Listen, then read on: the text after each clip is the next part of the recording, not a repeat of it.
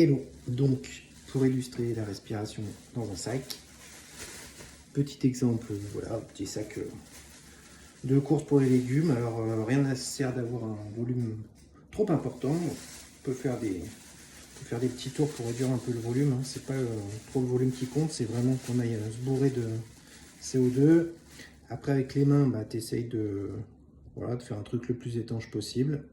Et après, respiration lente, profonde, plutôt inspire par le nez, expire par la bouche, possible.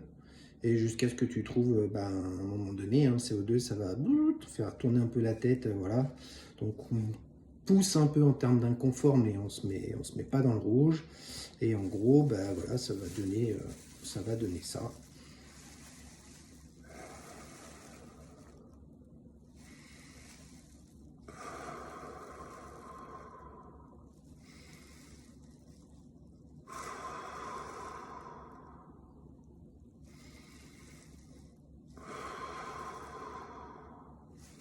Bon, il m'arrête parce que je vais pas aller jusqu'au max.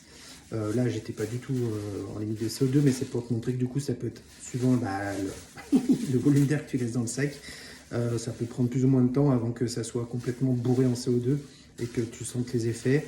Le tout, c'est de rester vraiment sur une respi profonde et lente.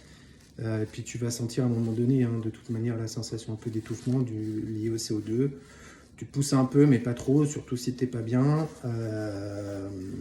Voilà, écoute, si tu as des questions sur tout le reste, n'hésite pas. Au pire, même si tu es au fond de ton lit, on peut échanger 5-10 minutes en vision. Voilà. Et allez, bon courage à toi, remets-toi bien, et puis on se tient au jus. Allez, bise.